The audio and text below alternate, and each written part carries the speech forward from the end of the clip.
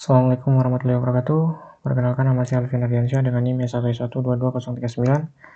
Pada video kali ini saya akan melanjutkan penjelasan dari mata kuliah pemrograman berorientasi objek pada pertemuan offline minggu kemarin. Jadi sekarang kita sudah masuk ke slide ke-7, yaitu masuk ke judul Normalizing an Axis Point atau menormalkan titik yang ada. Nah, sebagai perilaku menarik yang lainnya, di sini kita juga tahu bahwa ini mendukung metode untuk menormalkan suatu titik. Suatu titik yang dinormalisasi itu dengan menskalanya secara proporsional, sehingga ini jarak dari titik asalnya itu menjadi 1, dan kita akan implementasikannya ini ke dalam fungsi ini, yaitu fungsi normalize. Dia tidak memerlukan parameter. Oke, mungkin kita langsung saja coba buat di VS Code. Oke, kita tambahkan fungsi. Nama fungsinya adalah normalize. Dia tidak perlu parameter. Kemudian ada make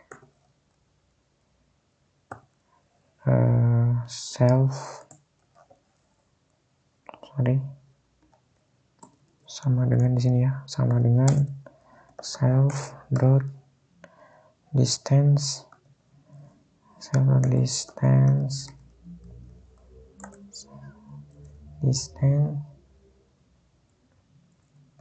lalu dalam kurung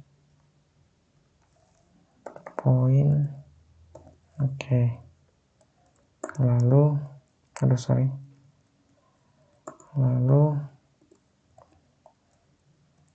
berikutnya ada if max lebih besar dari 0, maka self dot scale-nya itu 1/max, seperti itu. Nah, yang kode di atas ini adalah kode pada pertemuan minggu lalu ya, pada pertemuan offline di IT 2. Nah, di sini saya tambahkan fungsi baru, yaitu fungsi normalize yang akan kita bahas. Nanti kalau dijalankan, maka akan tampilannya seperti ini. Titik koordinat poin 1, titik koordinat poin 2. Seperti itu. Oke, lanjut.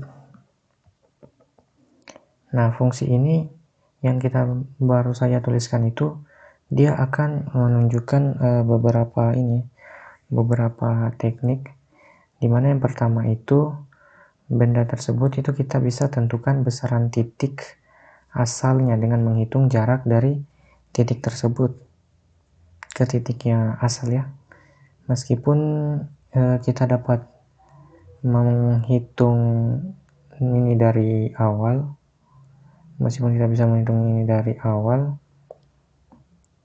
itu kita telah memiliki metode yang bagus ya untuk menghitung jarak ini, sama seperti penggunaan untuk memanggil top left dot distance atau button right, di mana top left dan button right ini adalah referensi ke titik. Nah, kita dapat menggunakan sintaks self dot distance point dengan value point di dalamnya, yang dimana parameter self ini dia akan mengidentifikasi suatu titik dan ekspresi point, dan membuat titik baru yang mewakili titik asal secara default. Oke. Ya, lanjut.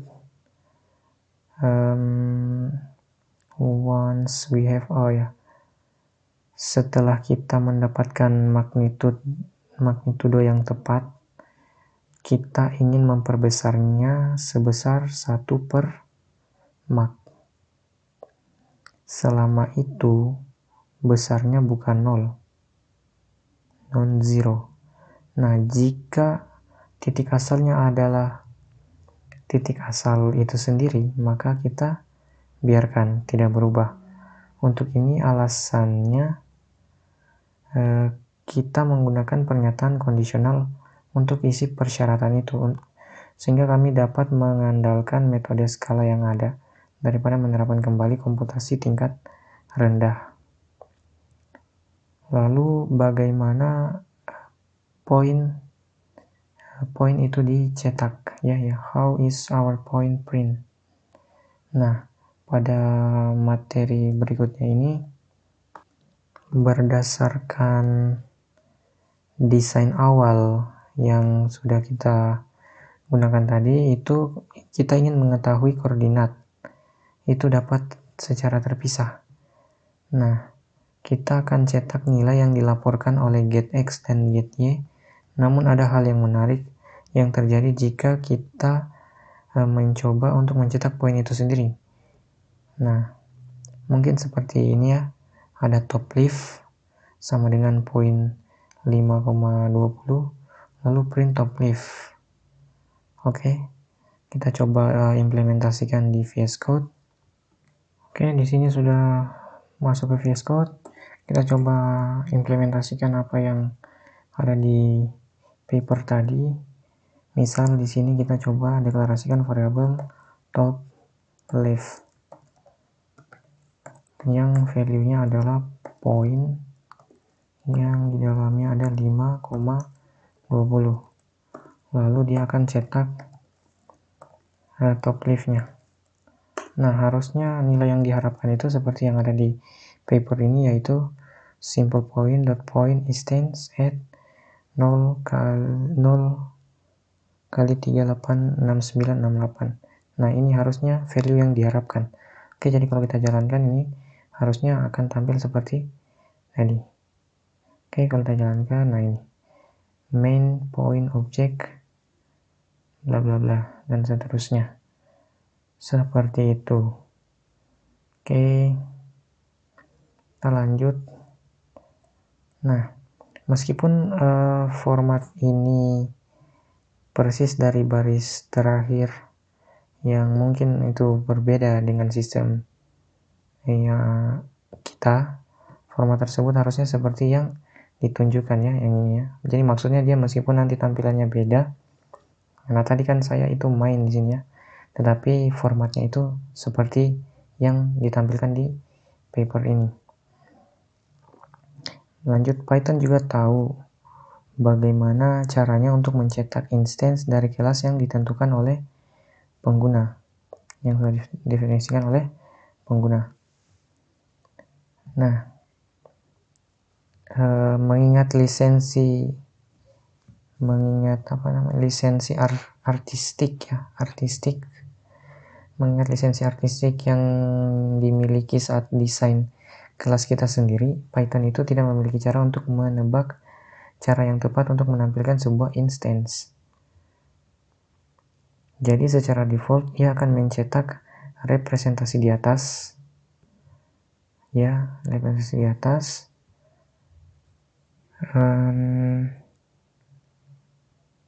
Lalu mengidentifikasi bahwa ini adalah sebuah instance dari kelas yang diberikan dan menunjukkan nomor yang sebenarnya adalah alamat memori ya. Ini alamat memori tempat instance khusus tersebut disimpan. Oke. Tentu saja representasi seperti itu tidak masuk akal bagi pengguna yang bukan program Python.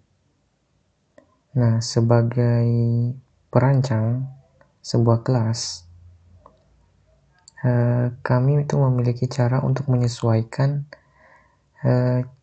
cara pencetakan instance. Hal ini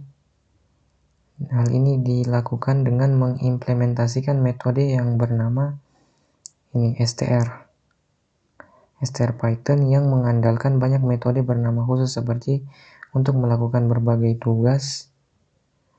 Nah, kita telah melihat bahwa ketika sebuah instance baru dari suatu kelas pertama kali dibangun, interpreter itu akan mencari metode init yang mungkin menginisialisasi keadaan suatu objek. Nah, lanjut ke gambar berikutnya.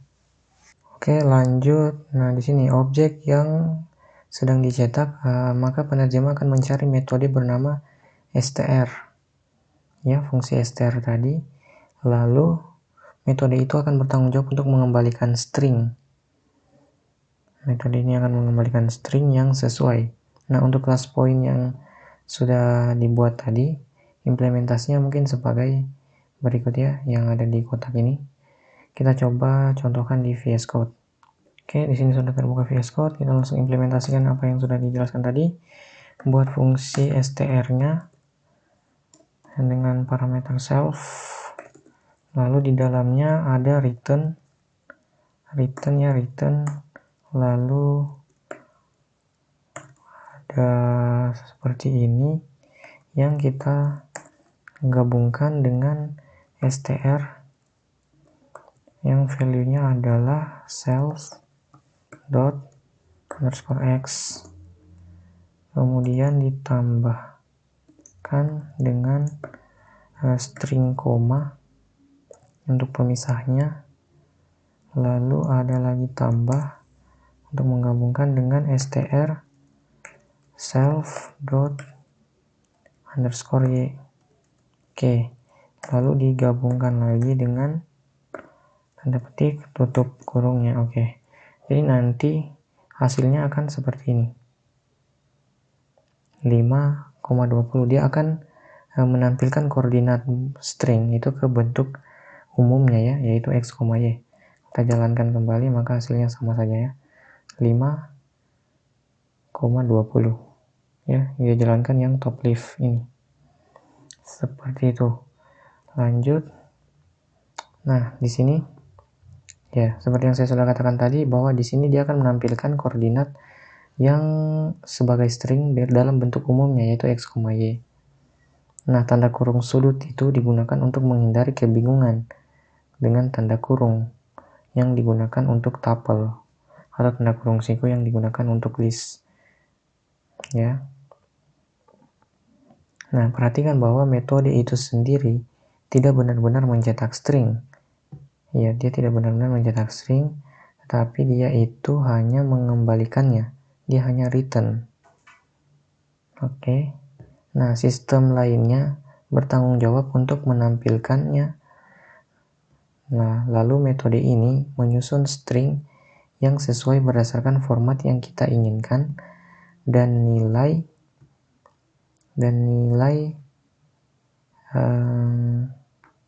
atribut yang mendasarinya saat ini.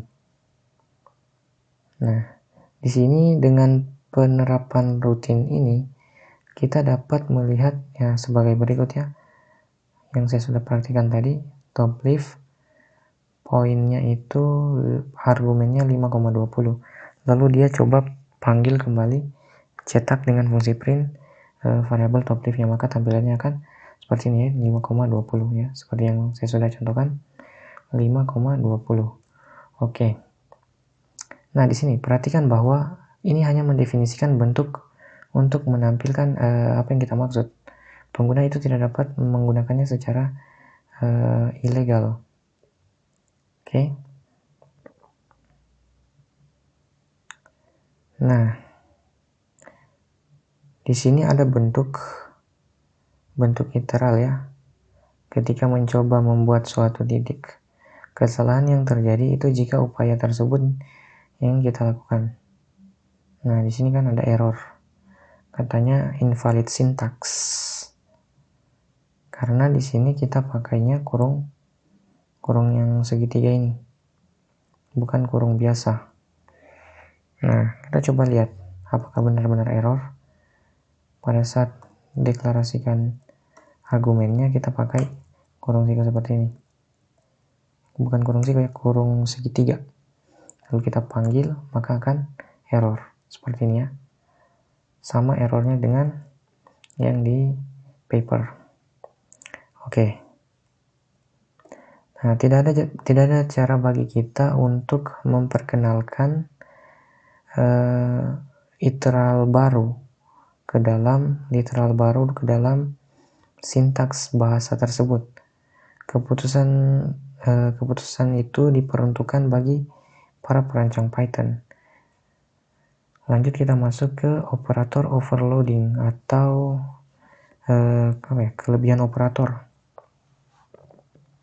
Nah, Sama seperti init dan str atau string ya, yang memiliki tujuan tertentu.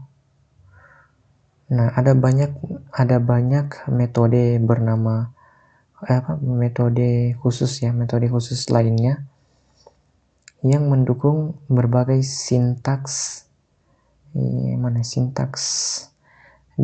sintaks shorthand ya di Python. Faktanya, semua operator yang ditentukan untuk kelas bawaan ya, built-in class, itu dapat ditentukan dengan semantik khusus untuk kelas yang ditentukan oleh user atau pengguna. Nah, sebagai contoh misalkan kita ingin menjumlahkan 2 poin dan menghasilkan poin ketiga sebagai hasil penjumlahannya. Nah, sintaks yang mudah ini kita gunakan sebagai berikut. Misal di sini ada button right, lalu dia panggil kelasnya dengan argumen 45,60. Lalu ada variabel offset yang argumen poinnya itu 5,5. Nah, lalu ada corner ini dia value-nya button right ditambah offset. Nah, kita coba praktikkan di VS Code. Apa yang akan tampil? Ini kita kembalikan dulu. Oke, mungkin kita bisa buat di bawahnya ya. Yang pertama tadi bottom right ya, bottom right. Yang value-nya itu poin yang argumennya adalah 45,60. Lalu ada offset dia poin yang argumennya itu dia 5,5. Oke. Lalu terakhir itu ada yang namanya corner yang merupakan penjumlahan dari bottom right ditambah offset. Typo ini sih harusnya offset. Oke.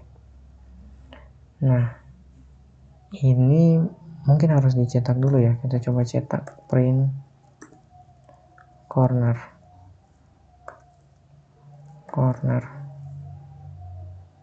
Waduh, di sini ada corner 1, corner lah. Oke. Kalau kita coba jalankan, di sini error ya. Katanya unsupport operate type. Dia tidak boleh ini pakai tambah. Ya, ini errornya. Bahwa dia itu tidak boleh menggunakan sintaks tambah untuk menjumlahkannya. Seperti itu.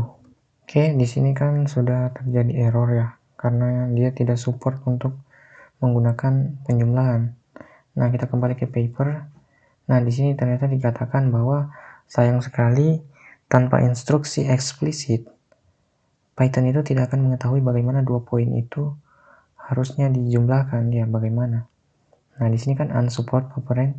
Nah, seperti error yang ada di VS Code saya ini ya, unsupport. Nah, sama seperti yang ada di paper. Nah, di sini kita menyediakan semantik untuk operator tambah dengan menerapkan metode bernama add. Karena penjumlahan itu melibatkan 2 titik, maka kita menggunakan tanda tangan yang mirip dengan yang kita gunakan untuk jarak ya, dengan 2 parameter yaitu self dan other. Nah, self ini dia adalah titik di sebelah kiri dari tanda penjumlahan, dan other ini ada di sebelah kanannya. Oke. Nah, semantik yang tipikal semantik ini dia untuk penjumlahan adalah dengan membiarkan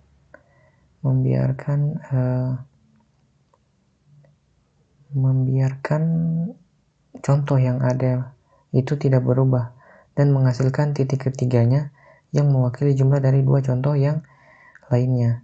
Ini dapat diterapkan seperti yang ditunjukkan di kotak ini. Fungsi add ya, yang parameternya itu ada other, kemudian dia return point self.x ditambah dengan other.x, lalu ada self.y yang ditambah dengan other.y. Seperti itu. Kalau kita lihat di VS Code implementasinya, di sini kita hapus saja dulu, lalu kita coba tambahkan di sini kita tambahkan fungsi ini def add. Nah, yang parameternya itu adalah self dan other. Self ini parameter diri, other itu parameternya. Jadi parameternya satu hitungannya. Oke, lanjut dia akan return point. Poinnya ini nanti value-nya adalah self.x underscore x ditambah dengan other.x ya, lalu koma self.underscore y ditambah dengan other.y. Oke, seperti ini. Nah, oke, di sini kita coba komen dulu fungsi str-nya ya, kita komen, lalu kita jalankan kembali. Oke, nah di sini terlihat hasil baru lagi, yaitu main.point object. Nah, add-nya ini, lokasi memorinya ini lokasi yang baru ya, yang dikonfigurasi yang baru. Nah, jadi di sini bisa kita lihat bahwa nilai yang dikembalikan itu adalah nilai yang baru dikonfigurasi di awal. Seperti itu. Lanjut di sini ada apa ya? For the guru. Apa ini for the guru? Kita lihat isinya di sini. Oh iya. Simple point. Oke, jadi bahkan setelah kita memasukkan metode str ini ke dalam implementasi point kita, itu pengamat yang teliti mungkin akan menemukan perbedaan berikut ya, ketika dia sebagai interpreter, penerjemah. Misal di sini ada top leaf point 5,20, lalu dicetak top leafnya, maka akan tampil seperti ini ya, yang fungsi str tadi. Lalu kalau kita pakai ini, maka dia akan menunjukkan ini simple point instance. Nah, lanjut di bawahnya ini ada when an object. Ketika sebuah objek X ini dicetak, Python akan secara otomatis memanggil str yang value-nya X, yang mengubahnya menjadi string berdasarkan metode str yang mendasari kelas tersebut. Nah, ketika objek S ini ditampilkan secara asli ke dalam interpreter atau penerjemah, maka ia akan memanggil built-in function atau fungsi bawaan wrapper yang value-nya itu X, yang akan menghasilkan representasi string alternatif dari objek berdasarkan panggilan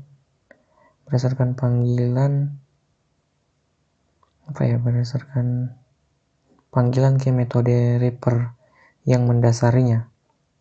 Nah, jika kelas belum menyediakan implementasi wrapper-nya ini, maka Python akan melaporkan ke dan alamat memori sebagai representasi default-nya. Nah, untuk banyak kelas, ekspresi str dan wrapper ini akan menghasilkan keluaran yang sama, output yang sama. Tetapi terkadang ada perbedaan yang dibuat, misalnya jika percobaan sebelumnya itu diulangi dengan contoh string seperti salam, halo, dengan tanda kutip ya, hello.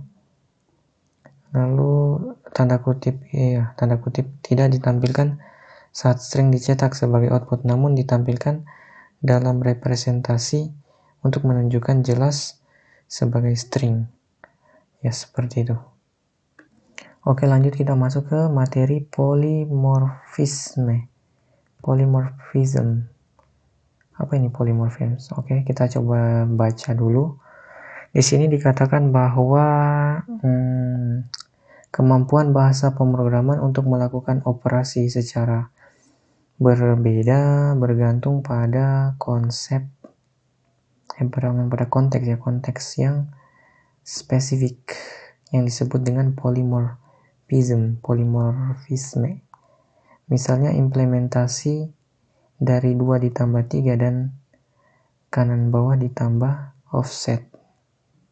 Ya, ini akan sangat berbeda. Sebagai contoh, kami mempertimbangkan dukungan untuk perkalian multiplication. Nah, diberikan poin P dikali dengan Q. Sintaksnya P kali Q. Ini akan diimplementasikan dengan metode khusus bernama mul. Namun, ada beberapa kemungkinan arti perkalian dalam konteks poin. Jika operan kedua Q ini adalah bilangan, kita dapat memperlakukan sintaks seperti P dikali 3. Nah, sebagai sintaks yang menghasilkan titik baru dengan koordinat 3 kali lebih besar dari aslinya. Ini mirip dengan metode skala yang dibuat tadi, hanya saja kami mendefinisikan skalanya untuk mengubah titik yang ada. Kemudian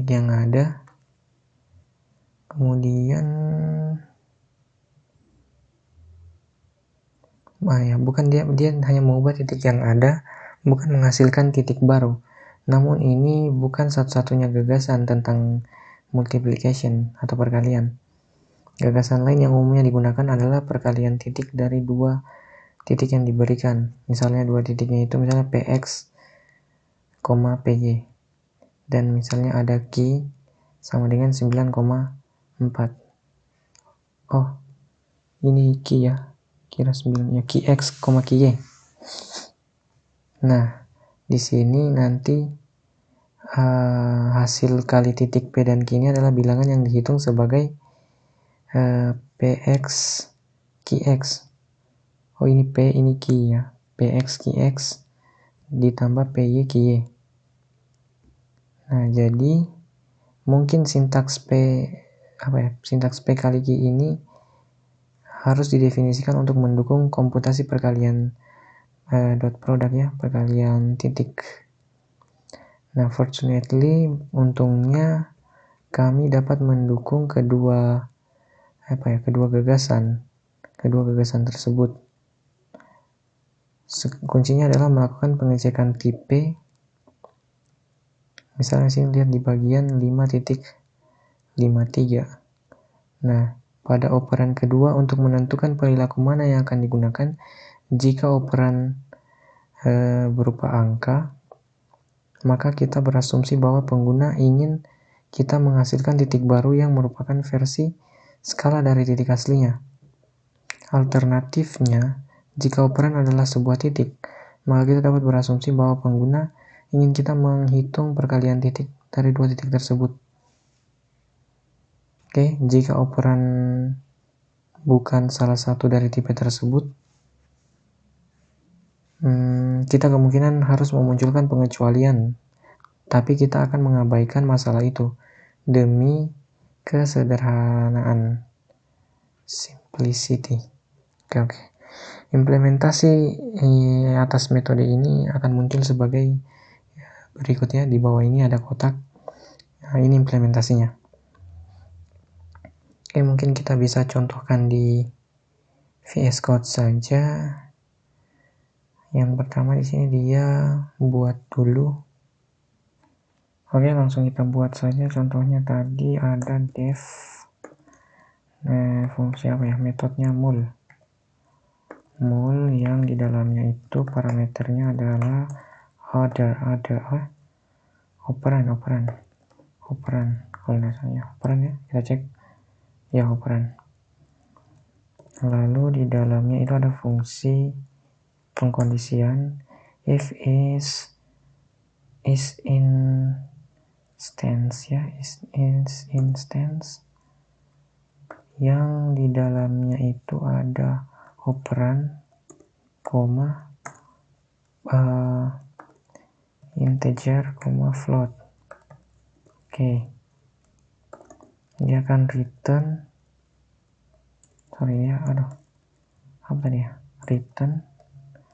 return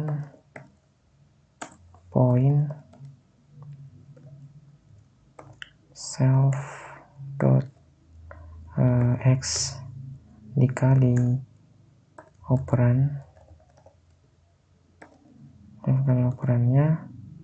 lalu koma,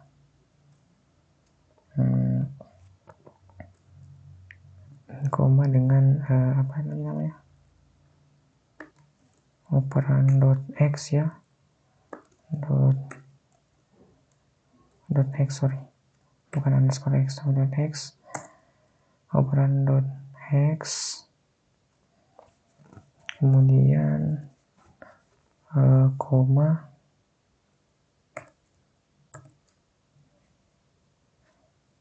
dia pakai self dot underscore x kali operan, dia hanya operan, lalu di sini koma, self dot underscore y dikali dengan operannya. Nah, lalu ada else-nya, ada elif-nya, is instance, dia operan, koma, point. Nah, lalu dia juga return self, returnnya dia self dot underscore x dikali operan dot underscore x, koma, self dot underscore y dikali operan dot underscore y. Oke, seperti ini dia. Jadi nanti hasilnya seperti di atas ini ya. Di sini menunjukkan juga alamat memori baru. Nah, dengan cara ini ya. Dengan cara ini, fungsi polimorfik yang ini kita mengambil perilaku berbeda, di mana nanti dia akan bergantung pada jenis parameter yang diterimanya. Oke, kita kembali ke paper. Di sini ada kesimpulan atau ringkasannya, di mana dengan kita menggabungkan semua bagian ini ya di gambar 6.4 yang menyajikan kode lengkap untuk kelas point. Nah, kelas point robust class point ya. Di kode ini nanti akan membentuk dasar kelas grafis dot point. Namun ada dua metode tambahan yang didukung dalam versi tersebut. Pertama, kita akan perhatikan bahwa metode demul itu mendukung sintaks seperti P kali 3, yang intinya adalah operan sebelah kiri ketika titik berada di sebelah kanan operator seperti pada ini ya, 3 kali P, maka metode lain bernama mul itu diterapkan. Daripada mengimplementasikan perilaku tersebut dari awal, kita dapat membuat metode tersebut mengandalkan mul yang ada dengan mengalihkan kembali titik sebagai operan kiri. Grafik CS1. Grafik CS1. Point kelas juga membebani sintaks P⁻45 untuk menghasilkan titik baru yang merupakan salinan dari titik asli yang diputar searah jarum jam terhadap titik asal, dalam hal ini sebesar 45 derajat. Seperti itu. Nah, di slide berikut ini ada contoh codingannya ya, keseluruhannya dari yang sudah kita pelajari dari slide 1 sampai slide 10 ya. Slide 10. Nah, di slide 11 ini adalah kumpulan dari kode-kode yang sudah kita buat. Oke, di sini pertama dia import dulu. Oh ya, fungsi matematika ya, fungsi akar, SKRT. Nah, lalu dia definisikan kelas point. Ada fungsi init di dalamnya, nilai defaultnya x itu 0, y-nya 0, lalu atributnya self.x-nya itu sama dengan inisial x-nya. Kemudian ada atribut metode getX, ia akan mereturn atau mengembalikan atribut self.x-nya. Begitu juga dengan metode setX-nya, dia punya variabel value ya, value yang mana dia akan membuat value dari atribut self.x-nya tadi. Kemudian begitu juga dengan y, ada get y dan get set y-nya. Kemudian ada metode scale, dia parameternya vektor. Nah, dia juga punya atribut 2, atribut untuk x dan y-nya. Kemudian ada metode distance di sini ya, metode distance yang kita buat juga tadi. Dia akan menghitung jarak antar dua titik. Nah, ini dia pakai metode ini. Dari modul matematika ya, dia pakai akar dari ininya, titik-titiknya, dua titiknya itu sama seperti rumus matematika Pythagoras untuk menghitung jarak dua titik dalam koordinat kartesius. Oke, lalu di sini ada metode normalize yang kita buat juga tadi.